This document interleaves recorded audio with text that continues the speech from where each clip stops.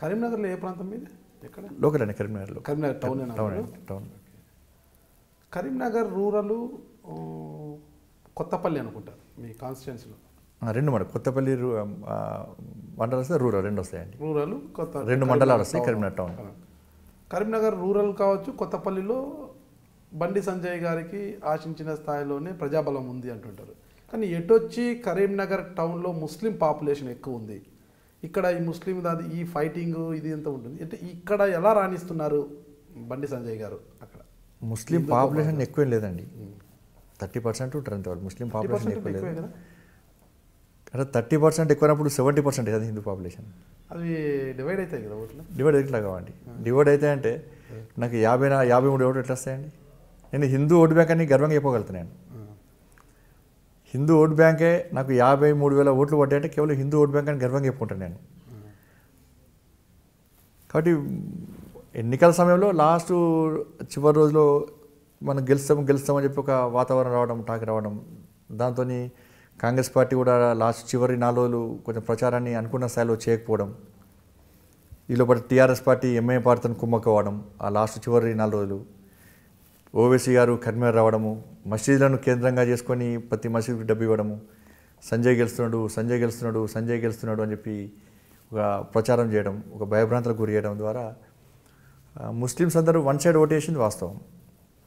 దాని ద్వారా టీఆర్ఎస్ గెలిచింది వాస్తవం, తన అనుమానం లేదు. దాంతోపాటు ఏంటంటే టీఆర్ఎస్ పార్టీ కొత్త ఒకసారి అవకాశం ఇద్దామని చెప్పి ఉండడం వలన ఒకసారి అవకాశం ఇద్దామని ఆలోచనతో మాత్రం ఓటు బ్యాంక్ కొంచెం ఓటుకొని పెరిగే అవకాశం వచ్చింది వారు. అక్కడ టీఆర్ఎస్ గెలిచిందా, టీడీపీ గెలిచి టీఆర్ఎస్లోకి వెళ్ళాడా? అంతకుముందు టీడీపీ ఉండండి, టీఆర్ఎస్లో చేరిన తర్వాత ఎలక్షన్లు కంటెస్ట్ చేశారు Kamalakar garu. Gangula Kamalakar first time TDP MLA, second time TRS నుంచి కంటెస్ట్ చేశారు. Okay, first TDP MLA, second 2014లో నేరుగా టీఆర్ఎస్ నుంచి కంటెస్ట్ చేశారు గంగుల కమలాకర్.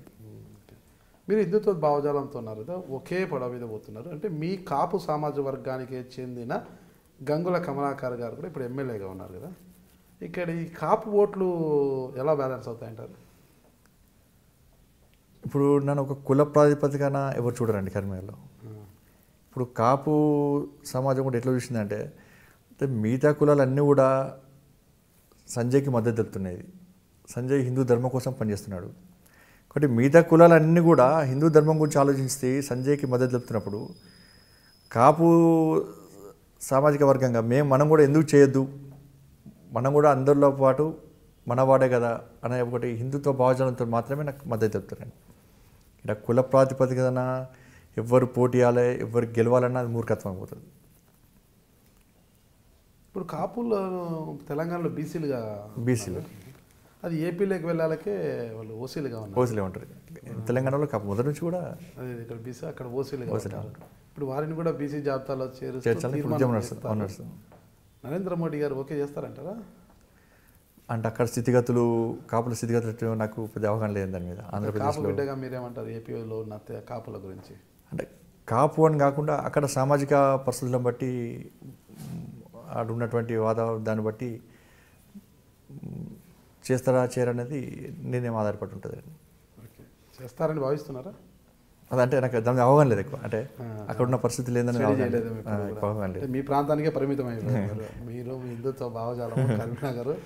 అదే మీరు విద్యార్థి దశ నుంచి దాటిన తర్వాత విద్యార్థి సంఘాల ఎప్పుడు రాజకీయ అరంగేట్రం జరిగిందంట? విద్యార్థి పరిషత్ తర్వాత అప్పుడు పోలీస్ కేసులు ఎక్కువ కావడం, కొంచెం ఇబ్బందులు ఎదురయ్యే పరిస్థితిలో నన్ను యువమోర్చా బీజేవైఎంలకు వెళ్ళిపోయాను నేను. బీజేవైఎం అంటే నెక్స్ట్ ఆర్గనైజేషన్. బీజేవైఎంలో టౌన్ ప్రెసిడెంట్ నుంచి నేను జాతీయ కార్యదర్శి కూడా పనిచేసినాను. స్టేట్లో కానీ టౌన్ నుంచి స్టేట్లో చేసిన, స్టేట్ నుంచి సెంట్రల్ లెవెల్లో కూడా జాతీయ కార్యదర్శి కూడా చేశాను నేను. దాని తర్వాత బీజేపీలో టౌన్ సెక్రటరీ నుంచి ఇప్పుడు రాష్ట్ర అధికార ప్రతినిధి వరకు అనేక బాధ్యతలు ఇలా పార్టీలో కానీ ఇప్పుడు అధికార ప్రతినిధి ప్లస్ కన్వీనర్ కానీ పోటీ చేసిన వ్యక్తిగా అక్కడ ఉంది. ప్లస్ నేను 94 నుంచి 94లో నా ఏజ్ 24 ఇయర్స్. 1994 నుంచి ఇప్పటి వరకు కూడా 20 సంవత్సరాల నుంచి నేను ప్రజాప్రతినిధిగా ఉంటున్నా.